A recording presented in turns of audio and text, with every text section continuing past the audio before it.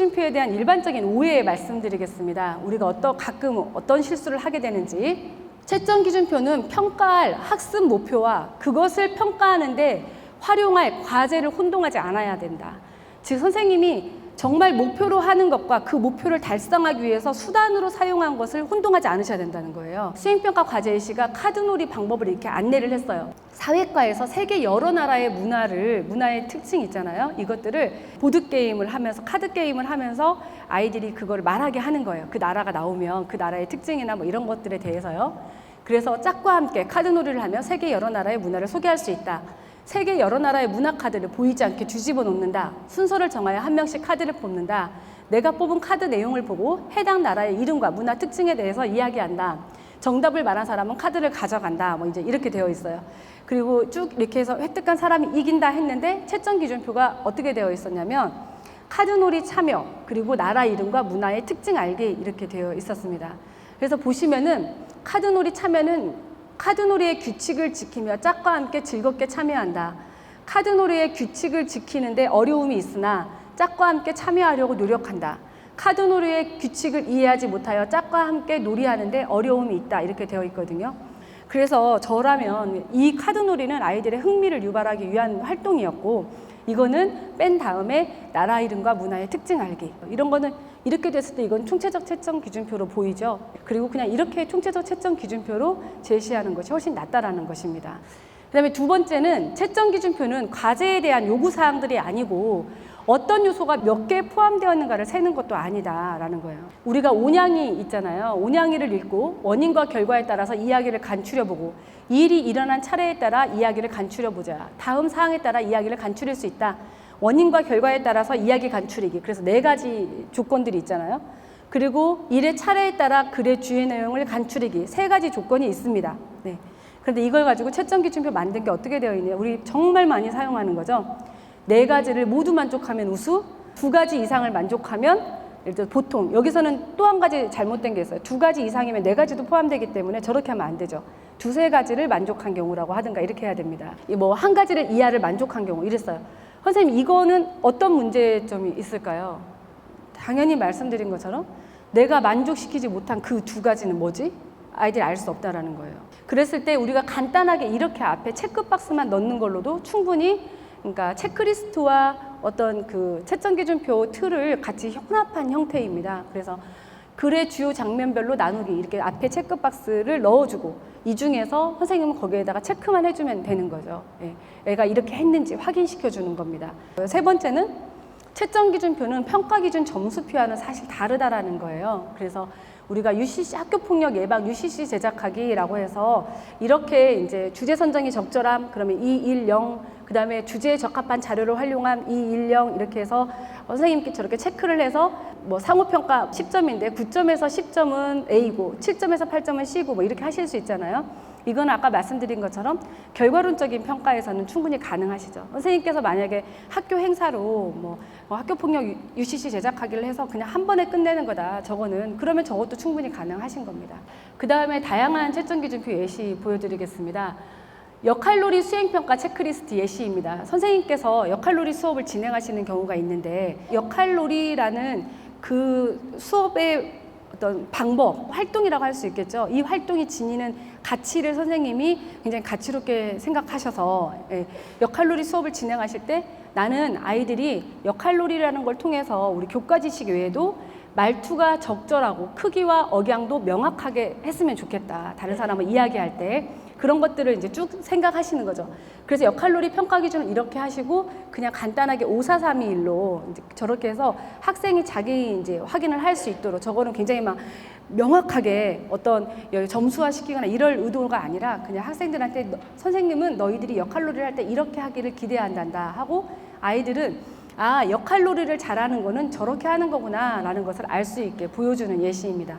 근데 만약에 선생님께서 나는 역할놀이 자체에 대해서 이걸 하나의 역량으로 보고 이거를 굉장히 좀 세부적으로 아이들을 그런 역량을 키우고 그리고 그걸 평가하고 싶다고 하실 때는 이렇게 역할놀이 수행평가 채점기준표를 분석적 채점기준표로 개발하셔서 1년 내내 활용하실 수 있는 거죠. 그리고 역할놀이 수행평가를 수업을 진행하실 때마다 역할의 정확성과 일관성 그리고 청중과의 상호작용 이런 것들을 평가 기준으로 뽑았고요. 이것에 대해서 우수, 숙달, 보통, 향상 필요의 수준으로 저렇게 나누어서 구체적으로 기술한 다음에 학기 초부터 학년 말까지 역할놀이 수업을 진행하실 때마다 아이들하고 저걸 다시 꺼내서 하면서 우리 학생들이 어떻게 성장하는지 보실 수 있을 것입니다. 그리고 이거 제가 아까 국어 1학년 1학기에서 1기에서 제가 만들었던 채점 기준표인데요. 역량과 관련된 것이 우리 국어과 교육과정 역량이 비판적, 창의적 사고 역량이 관련이 되어 있고 이 단원이 이거를 이제 내 경험에 비추어 알맞은 그림이나 상황을 고르고 그 이유를 듣는 사람이 이해할 수 있게 말할 수 있다 이렇게 했습니다. 그래서 낱말 이해에서도 있고 문장 읽기, 문장 쓰기, 맞춤법, 태도 이렇게 해서 태도 같은 경우에는 사실 자기점검 체크리스트를 학생들에게 제공해 주는 게 가장 좋죠, 선생님. 그래서 바른 자세로 글씨를 쓰고 있나요? 내가 쓴 글씨의 모양이 바른가요? 알맞은 목소리 크기로 친구들에게 말하고 있나요? 바른 자세로 서서 말하고 있나요? 이렇게 학생들 책상이나 공책에 붙여주고 아이들이 자기점검 체크리스트를 할 수 있도록 하는 것이 매우 좋다고 합니다. 선생님, 초등학교에서 평가는 아이들이 어리니까 이제 선생님들이 주로 한다라고 이렇게 생각을 하는데요. 제가 얼마 전에 읽은 책에서 초등학교 1학년 선생님은 항상 이렇게 말씀을 하셨대요. 내가 1분 후에 너희들이 쓴 글을 거둘 건데 네가 쓴 글자에서 가장 마음에 드는 것 2글자를 골라서 동그라미 해보렴 이렇게 한 거예요. 그리고 나서 아이들이 이제 동그라미 하는 거죠. 신중하게 보고서. 그런 다음에 다시 선생님이 또 애들한테 자, 이제는 다시 네가 쓴 글자를 보면서 좀 다시 쓰고 싶은 글자가 있으면 그것에도 2개를 동그라미 해보렴 이걸 항상 하셨대요. 그러면서 선생님은 너희가 너 스스로 네가 한 것에 대해서 어떻게 생각하는지 궁금하구나 이렇게 말씀을 하신 거예요. 그런데 이렇게 꾸준히 1년 동안 훈련된 아이들은 자기 그보다 좀 더 어려운 거 이제 나중에는 지금 초등학교 1학년이니까 얘가 글자에 대해서 했잖아요. 나중에 그걸 볼 때도 항상 내가 잘한 것도 볼 수 있고 내가 개선해야 된 것도 스스로 볼 수 있는 이렇게 힘이 길러진다는 거죠. 그래서 선생님들도 이제 학교에 돌아가셔서 아이들 거 이렇게 작품을 거둬야 되거나 뭔가 검사를 하실 때 아이들이 꼭 먼저 자기 거를 성찰할 수 있는 이런 기회를 주시는 게 굉장히 중요할 것 같습니다. 그리고 수학과 같은 경우에 보시면은 이런 수학과는 굉장히 심플할 수 있죠. 10월 첫째 주에 철수는 1과 2분의 1km를 달렸고 둘째 주에는 3과 8분의 7km를 달렸다. 철수가 달린 총거리는 얼마인가? 철수는 10월 한 달 동안 7km를 달리는 것이 목표이다. 철수는 얼마를 더 달려야 목표를 달성할 수 있을까? 1번과 연계되면서 좀 더 사고를 확장한 거죠. 만약 철수가 10월 셋째 주에 1과 4분의 3km를 달리고 넷째 주에는 8분의 5km를 달린다면 철수는 7km를 달리는 목표를 달성한 것인가, 달성하지 못한 것인가에 대해 쓰고 그 이유를 설명하시오. 굉장히 간단하잖아요. 이런 거는 어려운 채점기준표로 갈 필요가 전혀 없죠. 그냥 이렇게 각각의 항목에 대해서 3점 중에 몇 점이다 이렇게 해주시면 되는 거예요. 아니면 그거에 대해서 맞았다 틀렸다 이 정도만 선생님께서 확인해 주시면 되는 겁니다. 그 다음에 우리 책 읽기 프로젝트 같은 경우 할 경우에도 작품에 대한 이해와 감상을 다양하게 표현하고 다른 사람과 적극적으로 소통한다라고 했을 때 다음 사항에 따라 만들어라 이렇게 선생님께서 과제를 주실 수 있잖아요. 책 프로젝트를 하시고 나서 그 다음에 채점 기준표는 이렇게 그냥 좀 두루뭉술하게 하는 거예요. 이거는 아이들이 이 프로젝트를 얼마나 멋지게 잘 해냈는가가 중요한 게 아니라 이 프로젝트를 통해서 이 아이가 이 작품을 온전히 내 것으로 만들면서 이해하는 과정이 더 중요한 거잖아요. 그러니까 이런 경우에는 그냥 이렇게 좀 두루뭉술하게 하셔도 전혀 문제가 되지 않다라는 거죠. 그래서 전반적인 내용은 괜찮니? 수행의 질은 뭐 스크랩북이 좀 깔끔하게 정리되어 있고 시각적으로 잘 나타나 있는가? 그리고 설명은 철자법, 문법, 용법에 맞는지 그냥 이렇게 해서 선생님께서 간단하게 잘함, 뭐 우수 이렇게 그냥 써주시면 되는 거죠. 다음은 우리 전라북도 교육청 선생님들이 만드신 이제 선원 수령, 서수령 평가 자료 선생님들과 같이 검토하면서 수정한 예시를 좀 보여드리겠습니다. 보시면요, 국어과 예시입니다.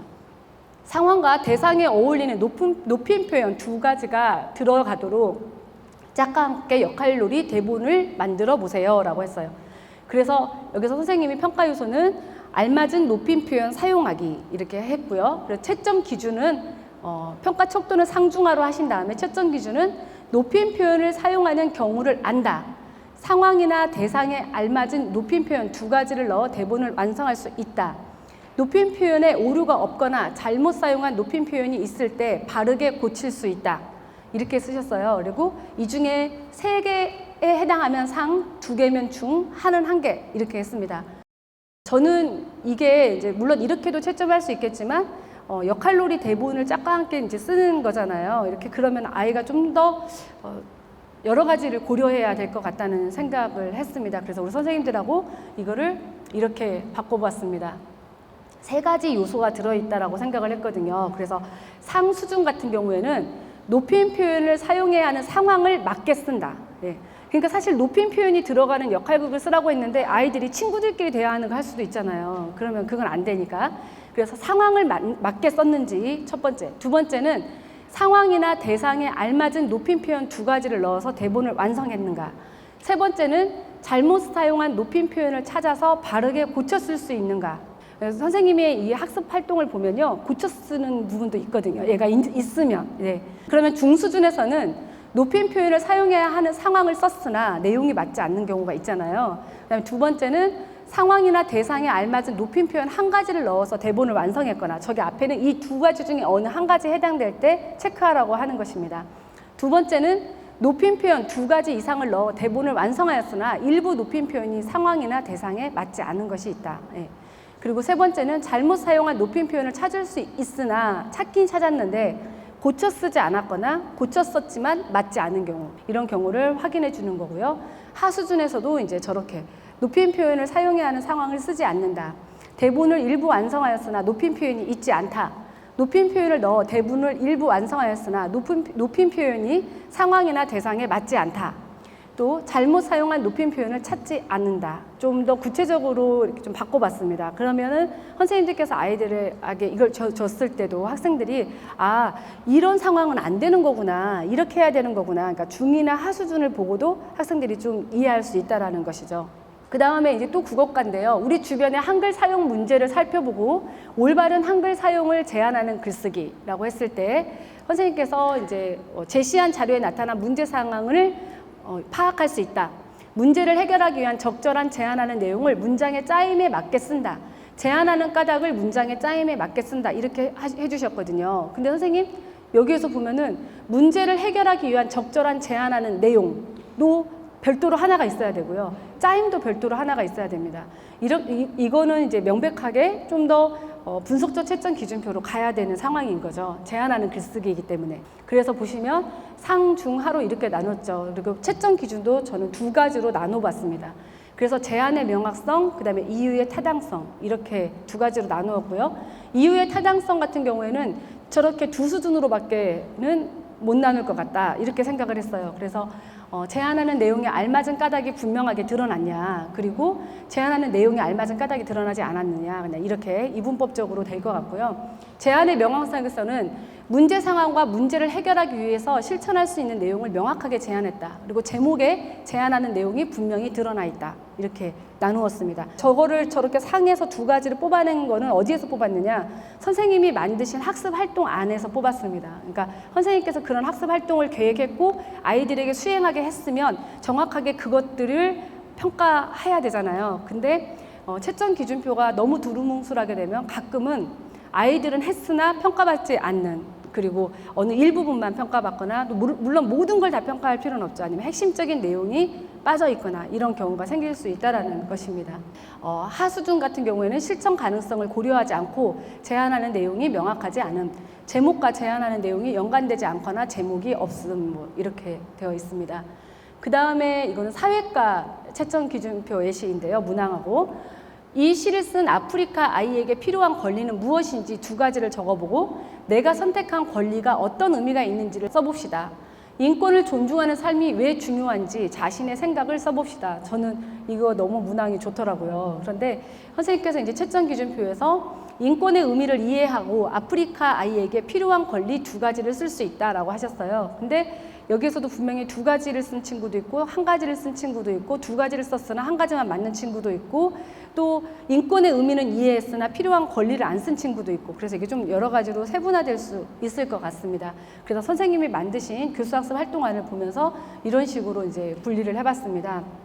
왜냐하면 아까 저 문항도 상당히 깊이 있게 다룰 수 있고 또 좀 몇 차시에 걸쳐서 다뤄야 되는 상황인 것 같습니다. 그리고 굉장히 중요한 의미를 가지는 문항이고요. 그랬을 때 인권의 의미를 알고 인권을 존중하는 삶의 중요성 알기 이렇게 해서 상은 아프리카 아이에게 필요한 권리 2가지를 명확하게 썼다.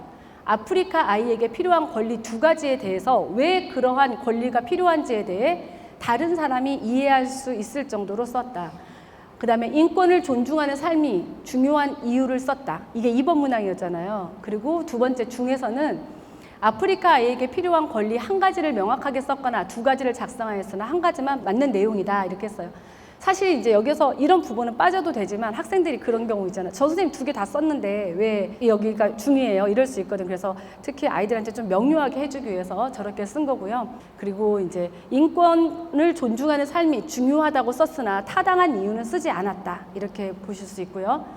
그 다음에 이제 수학과 채점 기준표 예시입니다. 저는 이거는 제가 전혀 손을 대지 않은 거고요.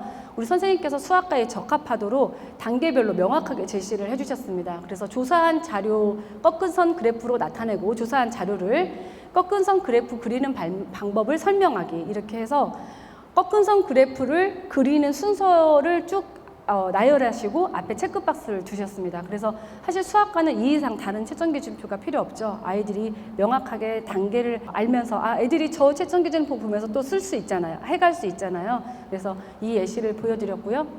그 다음에 이제 이거 과학 문항입니다. 그래서 내가 설계한 물체의 각 부분에 사용한 재료는 물질의 어떤 성질을 이용한 것인지 써봅시다. 그리고 내가 설계한 물체의 좋은 점과 보완할 점에 대해 친구들과 이야기를 나눈 다음에 그 내용이 납득할 만하면 내가 그거를 또 바꿔서 설계를 써보라고 했어요.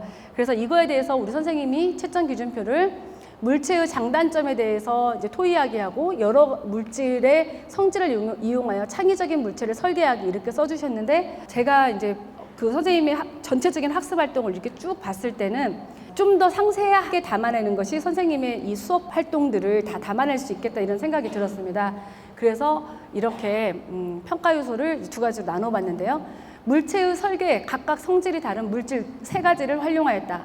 3가지 물질의 중요한 성질을 정확히 서술하였다. 3가지 물질의 성질을 잘 활용하여 좀 더 편리한 물체를 설계하였다. 이렇게 해서 왜냐하면 우리 선생님께서 핵심을 두신 게 뭐냐면 각각의 물질이 가진 성질을 우리 생활을 더 편리하게 하는데 이용하도록 이런 것들을 선생님께서 설계를 하셨거든요. 그렇게 되어 있고 중 같은 경우에는 물체의 설계에 각각 성질이 다른 물질 1가지, 2가지를 활용하였다. 또 1가지, 2가지 물질의 중요한 성질을 정확히 서술하여 얘가 1가지를 썼는지 2가지를 썼는지 확인할 수가 있습니다. 1가지, 2가지 물질을 성질을 잘 활용하여 좀 더 편리한 물체를 설계할 수도 있고요. 또는 3가지 물질의 성질을 활용해서 물체를 설계했으나 생활 속 불편함을 해결하는 것과는 관련이 없을 수 있잖아요. 그래서 이제 그렇게 또 1가지를 추가했습니다.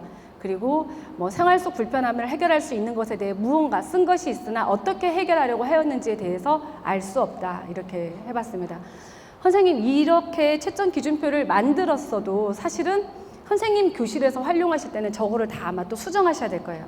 선생님 교실의 수업 설계가 조금 달라질 수도 있고요. 그 다음에 선생님이 가르치는 아이들의 수준이 또 다 다르잖아요. 또 선생님이 중점을 두고 목표로 하는 게 다르실 수 있기 때문에 저런 것들이 이제 앞으로 많이 쌓이게 되면 선생님들이 가지고 가서 활용하실 때는 또 교실에서 맞게 아마 활용하실 수 있을 것 같습니다. 그리고 물체의 장단점에 대해 토의하기에 대해서는 내가 설계한 물체의 단점을 설명하기 어려울 수 있을 것 같아요. 제가 생각할 때는 내가 설계한 물체의 단점을 나는 이게 최선이라고 생각했기 때문에 그래서 저는 좀 그 부분을 이렇게 다음과 같이 제안 드립니다. 그래서 이렇게 바꿔봤거든요. 친구가 설계한 물체의 장점을 말한다. 네. 그리고 친구가 설계한 물체에서 사용한 물질 중에 다른 물질로 바꾸면 더 편리한 물체가 될 수 있는 것이 있을 때 이를 설명할 수 있다는 거죠. 그래서 조금 더 다른 방향으로 좀 이렇게 하면 어떨까요? 라고 제안을 드렸는데 선생님께서 이거를 수용하셨는지 잘 모르겠습니다. 또 이 두 가지 중에서 한 가지 이상을 했으면 상이고 그렇지 않으면 하인 거죠. 그 다음에 또 아래는 토의를 바탕으로 수정 설계 쓰기는 저는 또 이렇게 제안을 해드렸습니다. 친구들이 내 물체를 좀 더 편리하게 바꿀 수 있는 것을 제안한 내용이나 친구들과 토의를 통해서 내가 스스로 바꾸고 싶은 내용이 생길 수 있잖아요. 이걸 바탕으로 내 물체를 좀 더 편리하게 바꿀 수 있는 성질을 가진 물질로 수정할 부분에 대해서 쓸 수 있는가. 이러면 상이고요. 친구들이 내 물체를 좀 더 편리하게 바꿀 수 있는 것을 제안한 내용이나 친구들과 토의를 통해서 내가 스스로 바꾸고 싶은 내용을 바탕으로 내 물체를 수정할 부분에 대해서 썼지만 왜 그 물질로 바꾸면 더 편리해지는지에 대해서는 쓰지 않았다. 그 다음에 뭐 하수도는 저렇게 되어 있습니다. 그래서 아마 선생님들이 이렇게 채점 기준표를 작성하시는 작업이 지금까지 우리가 익숙치 않아서 굉장히 어려우실 것 같아요. 그런데 제가 느낀 건 뭐냐면 우리 선생님들의 그 수업은 엄청나게 성장이 되어 있다. 우리 선생님들이 이렇게 짜신 안을 보면서 그냥 전혀 외부인이 물론 제가 초등교사였긴 했지만 그 선생님의 수업안을 보고 그래도 이 채점 기준표를 이렇게 수정 제안을 드릴 수 있다는 것은 그만큼 수업안이 잘 짜여져 있다라는 거거든요. 그런데 우리가 아직은 채점 기준표에 대해서는 많이 이런 경험이 없기 때문에 조금 그 부분은 좀 더 앞으로 이제 좀 노력하시면 충분히 가능하실 걸로 생각이 됩니다. 감사합니다.